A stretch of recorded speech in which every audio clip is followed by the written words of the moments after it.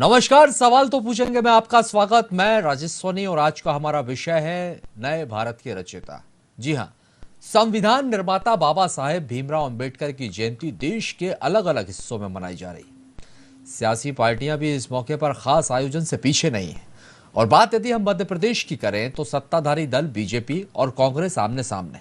दोनों ही पार्टियां अंबेडकर जयंती के कार्यक्रम के बहाने अनुसूचित वर्ग के वोट बैंक को अपने साथ जोड़ने की कोशिश में जुटे हुए हैं।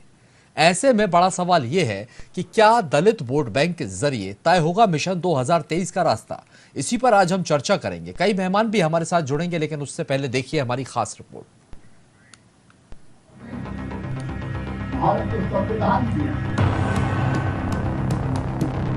बाबा साहब अम्बेडकर की आज जन्म जयंती है।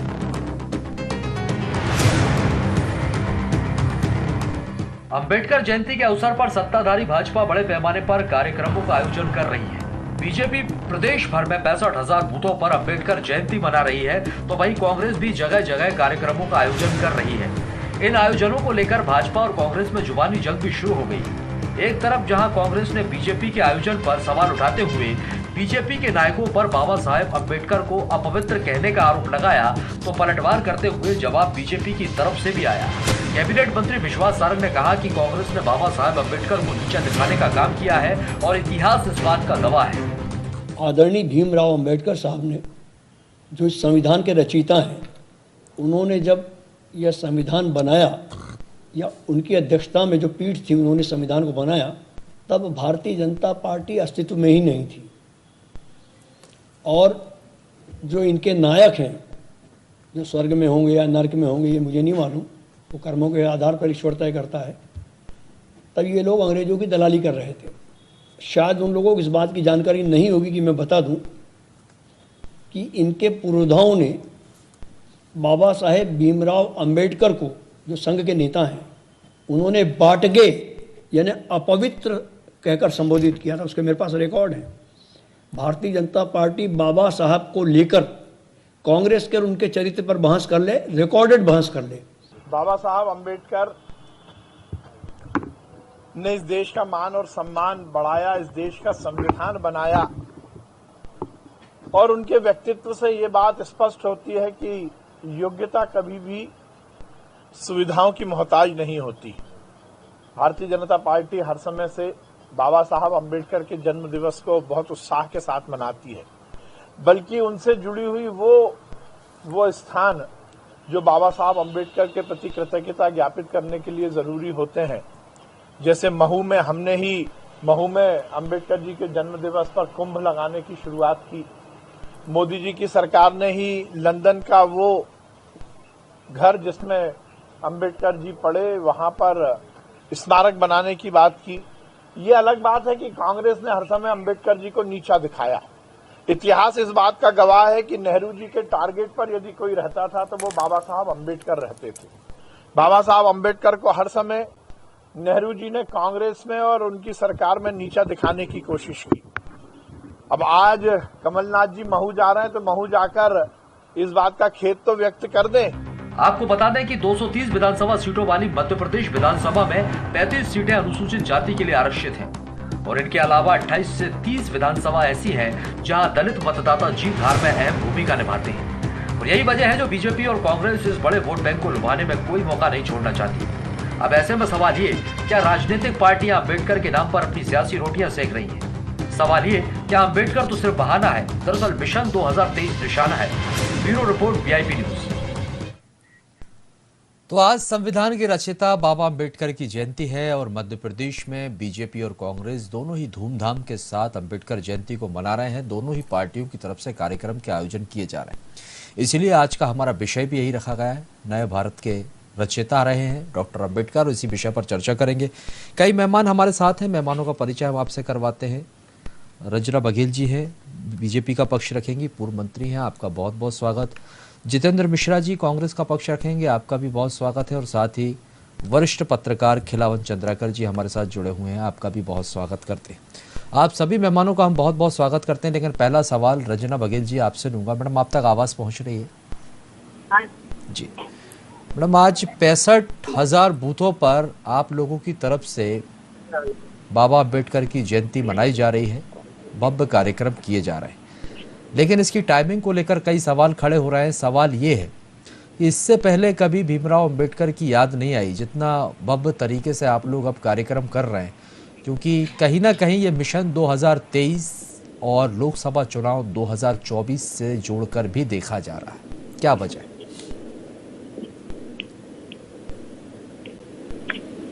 हेलो जी मैडम, आपने मेरा सवाल सुना? रंजना जी, हाँ, आप मुझसे सवाल किया है ना, देखिए। हेलो जी हाँ, बाबा साहब अम्बेडकर जी विश्व के सबसे बड़े प्रजातांत्रिक भारत देश के संविधान निर्माता रहे और उन्होंने हमेशा कहा है कि कमजोर लोगों संघर्ष करो और पढ़ो और आगे बढ़ो। और उन्होंने जो किया अभी जो भारतीय जनता पार्टी आज की मुझे 25 साल की उम्र से देखते आ रही हूँ, इतनी बाबा साहब के लिए बहुत बड़े कार्यक्रम कराए हैं। मैं 90 जब पटवा जी के साथ संसदीय सचिव थी तो 91 में वहाँ पर शिलान्यास किया था उनके जन्मभूमि पर, स्मारक पर। वहाँ मेरी उपस्थित थी, भारतीय जनता पार्टी की सरकार थी। दिग्विजय सिंह बाद में 10 साल तक मुख्यमंत्री रहे, लेकिन वो लंबित रहा। फिर शिवराज जी बने और वो स्मारक पूर्ण हुआ। मुझे बहुत गर्व है भारतीय जनता पार्टी नरेंद्र मोदी जी पर और राज्य की सरकार के मुख्यमंत्री पर। कि आप देखें कि लंदन में जिस तरह वो पढ़ रहे थे तो कैसे पढ़ रहे थे, किस तरह से जी रहे थे। भारत से युवा देखे वो मकान बिक रहा था, खरीदा और स्मारक बनवाया। और इंदू मिल, हेलो सुनाई दे रही है? सुनाई रंजना जी बोलिए, फिर मैं जितेंद्र मिश्रा जी के पास जाऊँ। इंदू मिल की वहाँ के सभी अम्बेडकर जी के समाज के लोगों की डिमांड के आधार पर इंदू मिल को राज्य सरकार के, भाजपा की राज्य सरकार की मिल करके नरेंद्र मोदी जी ने वहाँ पर जहाँ अंतिम संस्कार हुआ था वो भव्य स्मारक बनाया। दीक्षा भूमि जहाँ पर नागपुर में दीक्षा ली थी वहाँ पर भव्य स्मारक बनाया। पंच तीर्थ बनाए हैं अम्बेडकर जी के, जो देश के युवाओं के लिए वहाँ जाकर के प्रेरणा दर्शन करके और प्रेरणा लेने का काम करेंगे, इसलिए बना है। हर बात को वोटों से नहीं जोड़ना चाहिए। कहीं न कहीं अम्बेडकर ने भी इस देश में समानता लाने के लिए, समन्वयता लाने के लिए, इस देश को बढ़ाने के लिए संविधान निर्माता के रूप में आज पूजे जाते हैं। लेकिन 125 साल के बाद मई 2018 में नरेंद्र मोदी जी ने पहली बार संसद में संबोधन किया था इन पंचतीर्थ के बारे में, अम्बेडकर जी के बारे में। लेकिन कांग्रेस के लोगों ने तो कभी इनके बारे में किया नहीं। हमेशा पूर्व की तरह पूर्वाग्रह रही है, दलितों के नाम पर पूर्वाग्रह रही है, वोट की राजनीति, वोटों की राजनीति करती रही। समाज का तुष्टीकरण करते हुए, दलितों का तुष्टीकरण करते हुए इन्होंने हमेशा वोट की राजनीति की है, लेकिन कभी उनका उत्थान नहीं किया। आप देखिए ना, अम्बेडकर जी के अलावा भी ट्राइबलों के वीर जो है 2007 से जो इस देश की शहादत देते थे, ऐसे घंटे मामा और रघुनाथ साहु, भीमा शंकर, सबके बड़े बड़े स्मारक बनाए। चंद्रशेखर आजाद जी का स्मारक बनाया और वो दिल से किया है भारतीय जनता पार्टी ने। ऐसा नहीं है कि भारतीय जनता पार्टी एक वैचारिक पार्टी है, राष्ट्र की मुख्य धारा से बहने वाली पार्टी है और राष्ट्र के लिए समर्पित पार्टी है। और राष्ट्र के संविधान निर्माता को लेकर के अगर 125 साल तक उनको गुमनाम जगह पर रखा गया, कभी बाहर नहीं लाया गया, और ये भाजपा अगर लाई है तो कोई बहुत बड़ा कोई नुकसान थोड़ी करी। वो तो देश के प्रेरणादायक बनाने के लिए, युवाओं को लिए प्रेरित करने के लिए भारतीय जनता पार्टी ने बड़े बड़े स्मारक बनाए हैं। तो हर बार तो वोटों की ठीक है, राजनीति से ही थोड़ी सोचा चलिए जाए। लौटता हूँ आपके पास। आखिर जितेंद्र मिश्रा जी आप तक आवाज पहुंच रही है? सर, कई गंभीर बिल्कुल आरोप आ आप रही है। लोगों के ऊपर भी है। जिस तरह से बीजेपी आरोप लगा रही है कि इतिहास गवाह है कि नेहरू जी के निशाने पर रहे हमेशा अम्बेडकर जी, और अभी जो रंजना बघेल जी कह रही हैं कि आप लोग यहाँ पर दलितों की राजनीति करते हैं, तुष्टीकरण के लिए यहाँ पर इस्तेमाल किया गया बाबा अम्बेडकर। गंभीर आरोप। देखिए, तुष्टीकरण की राजनीति कौन करता है ये रंजना जी अच्छी तरह से समझती। रंजना जी ने अपने वक्तव्य में अभी बोला कि 25 साल पहले जब पटवा जी के मुख्यमंत्रित्व में मंत्री थी, जब इनका वो किया गया था अम्बेडकर का, 25 साल बाद भारतीय जनता पार्टी को याद आई है। निश्चित तौर पर चुनावों का समय आने वाला है। भारतीय जनता पार्टी को अच्छी तरीके से मालूम है कि 2018 में ये समाज हमारे साथ खड़ा नहीं था, आदिवासी समाज खड़ा नहीं था, अनुसूचित जनजाति के लोगों ने भारतीय जनता पार्टी की हकीकत को समझ के उनसे किनारा कर लिया था, और उसका परिणाम हुआ आपने देखा कि किस तरीके से इनके बहुल क्षेत्रों में भारतीय जनता पार्टी पराजित हुई। जैसे भारतीय जनता पार्टी हारी तो इनकी याद आ गई। आप ये देखिए, जैसा शंकर शाह की समाधि पे चले गए, इसके पहले कभी याद नहीं आई इनको। चुनाव आया तो पेशवा की समाधि पे चले गए। मेरा ये कहना है कि इस तरह की राजनीति का अंत होना चाहिए। आप ये बताइए, बाबा साहब अम्बेडकर ने इन्हीं जैसे लोगों के बारे में कहा था कि ये लोग लोकतंत्र को नहीं मानेंगे, और आज भी वही हो रहा है। इनकी सोच लोकतांत्रिक सोच नहीं है। इन्होंने बाबा साहब अम्बेडकर के संविधान को मानने से इनकार कर दिया है। आप देखिए, जिन जिन राज्यों में सत्ता में बैठी भारतीय जनता पार्टी, उसी बाबा साहब के बनाए संविधान को किस तरीके से हवा में उड़ाया जा रहा है। आपने देखा किस तरीके से अनैतिक कृत्य किए जा रहे हैं। ये संविधान में आस्था रखने वाले लोग हैं। आप ये बताइए, 52 साल तक तिरंगा नहीं माना इन लोगों ने, इस देश का राष्ट्रध्वज। ये तो अलगाववादी लोगों के साथ सरकार बनाते हैं। कश्मीर में क्या हुआ? इनके नेता का कहना था एक राष्ट्र एक ध्वज एक संविधान। कश्मीर में 2 ध्वज के नीचे संविधान बना रहे थे, सरकार चला रहे थे, अलगाववादियों के साथ सरकार चला रहे थे। वो लोग जो पत्थरबाजी में लिप्त थे, उनके केस वापस लेने वालों के साथ सरकार चला रहे थे। देखिए, है क्या, भारतीय जनता पार्टी की कथनी और करनी में बहुत अंतर है। जिस तरीके से छिपकली कीड़े मकोड़े खाती है, और जब कोई देख लेता है दिन के समय तो महापुरुषों की तस्वीर के पीछे छिप जाती है। ये चरित्र भारतीय जनता पार्टी का चरित्र है। आप ये देखिए कि इनके कुशाभाऊ ठाकरे अपने राष्ट्रपिता थे, उनके परिवार में वैक्सीन नहीं दे पाए। किस तरीके से उनके 2 भतीजों की मृत्यु हुई है, ये छिपा नहीं है। ये महापुरुषों की बात कर, आपने पार्क बना दिया, आपने मूर्ति लगा दी, इससे क्या होता है? संविधान को मानना पड़ेगा और उस वर्ग के लिए काम करना पड़ेगा। रंजना जी, आपको मालूम होना चाहिए कि आदिवासी अंचल में जहरीली चप्पलें आपकी सरकार ने बंटवाई थी। दाने दाने को मोहताज आदिवासी हुआ था।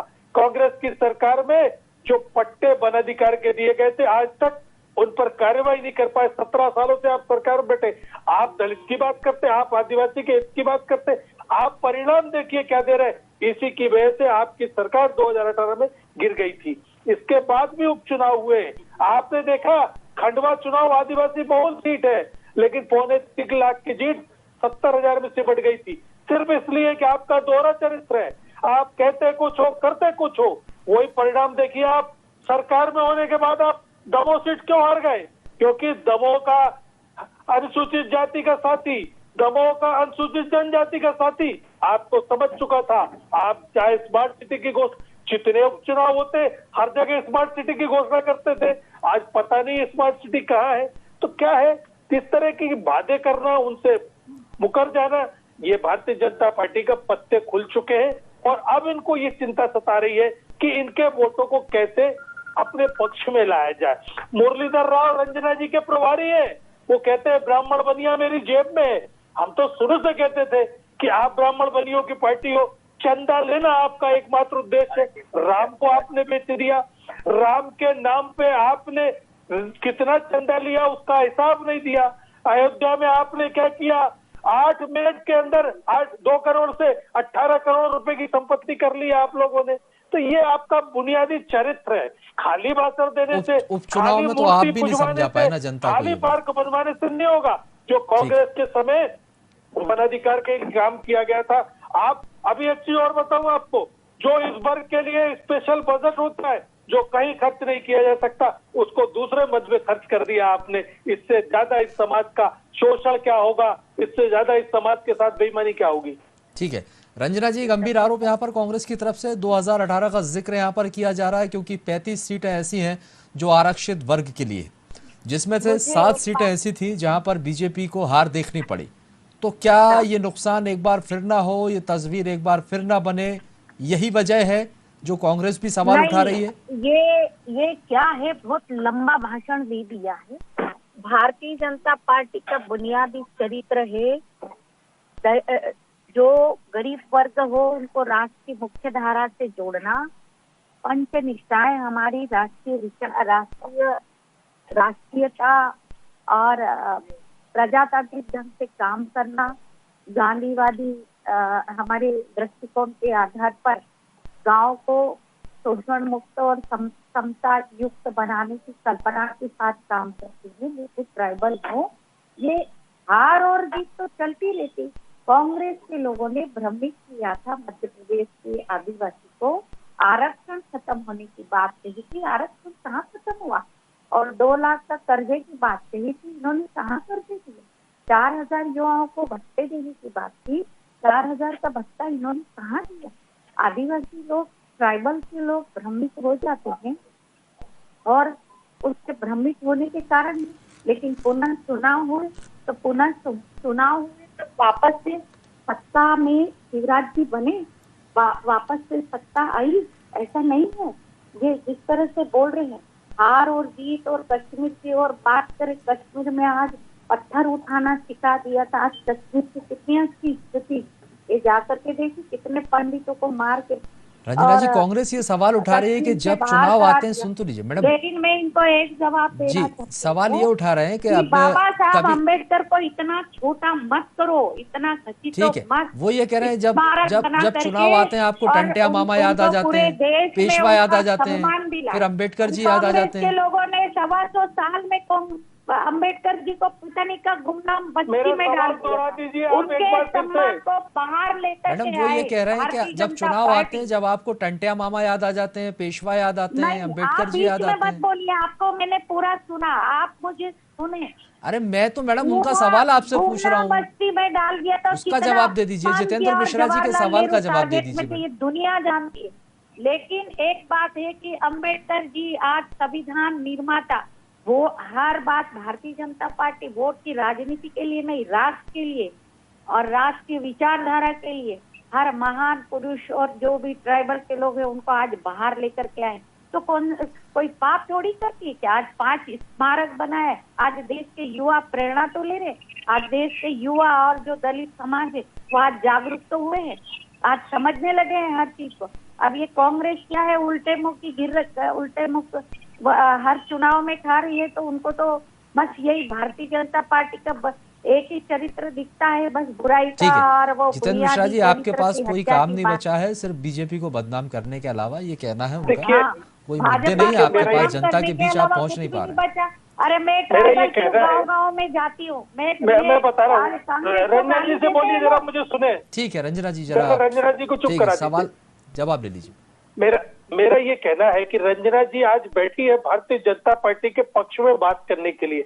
मुझे लगता है रंजना जी को याद नहीं है ट्राइबल की जितनी बातें कर रही है, इनकी सरकार में ट्राइबल को जीप से बांध के खींचा जाता है और उसकी हत्या कर दी जाती है। क्या जवाब है रंजना जी के पास? और भारतीय जनता पार्टी के सरपंच द्वारा इनकी सरकार में 10 फीट गहरे गड्ढे में गड़ा करके जिंदा दफन कर दिया जाता है दलित परिवार को। क्या जवाब है इनके पास? मुझे लगता है आज रंजना जी को इस डिबेट में नहीं आना था। आदिवासी समाज आपको देखता है, आप उसका नेतृत्व करती है, उनको आपसे प्रेरणा लेना चाहिए, लेकिन आप उस पार्टी की तारीफ करने लगी है जिसने आदिवासी को हत्या कर दी जीप से मार के। क्या किया आपकी सरकार ने? दलित परिवार को 10 फीट गड्ढे में गड़ा दिया। क्या किया आपकी सरकार में? आप एनसीआरबी के आंकड़े उठा के देखिए रंजना जी, डेली 20 से लेकर के 30 प्रकरण आदिवासियों के खिलाफ हो रहे। क्या कार्रवाई कर रही है आपकी सरकार? दलित हितैषी बनती हो आप, आदिवासी हितैषी बनती हो। ये सरकार के आंकड़े आपने दिए, हमने नहीं दिए। रोजाना किस तरीके से आदिवासी समाज की महिलाओं पर अत्याचार हो रहा है, आप उस सरकार की तारीफ कर रही है। जो कौन सा अत्याचार हो रहा है? जिसने आपकी ऐसे बोलने से अत्याचार हो जाते हैं। मद में खर्च कर दिया, आपको समझ में नहीं आ रहा। कम से कम निष्पक्षता से आज आदिवासियों की बात कीजिए, दोनों के अपने अपने तर्क हैं जितेंद्र मिश्रा जी।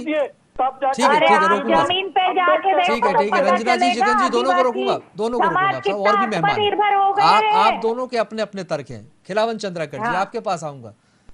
सर, आप कैसे देखते हैं जिस तरह से जयंती मनाई जा रही है, बीजेपी अपने आयोजन कर रही है, कांग्रेस अपने आयोजन कर रही है, जुबानी हमले भी दोनों पार्टियों में तेज होते हुए दिखाई दे रहे हैं, अपने अपने तर्क हैं, लेकिन जिस तरह से संविधान के निर्माता को लेकर सियासत देखने को मिल रही है, इसको कैसे देखा जाए आने वाले समय में मिशन 2023 और लोकसभा चुनाव में?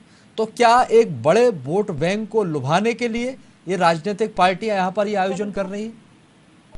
देखिए, आजकल जितने राजनीतिक कार्यक्रम होते हैं राजेश जी, उसमें एक राजनीतिक कारण भी होता है, जो चुनावी कारण भी होते हैं, एक वर्ग विशेष के वोटरों को लुभाने का एक प्रयास भी होता है, निश्चित रूप से होता है, और सारे दल करते हैं।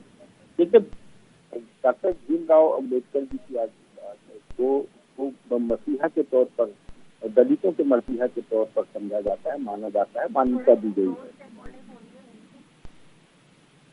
हेलो खिलावन जी, आप अपनी बात कीजिए जी। राजेश जी, मेरी आवाज सुनाई दे रही है आपको? आपकी आवाज पहुंच रही है, आप अपनी बात पूरी कीजिए सर। तो मैं ये कहना चाह रहा था कि देखिए, न सिर्फ दलितों के मसीहा के तौर पर उनको पेश किया जाता है, माना जाता है, समझा जाता है, मान्यता दी गई है, बल्कि सामाजिक न्याय, आर्थिक न्याय, राजनीतिक न्याय, शैक्षणिक न्याय के प्रणेता के तौर पर भी उन्हें पहचान मिली है। तो मेरा कहना यह है कि इसे देखते हुए एक बड़ा वर्ग है जो इसे देखते हुए उनको मान्यता देती है।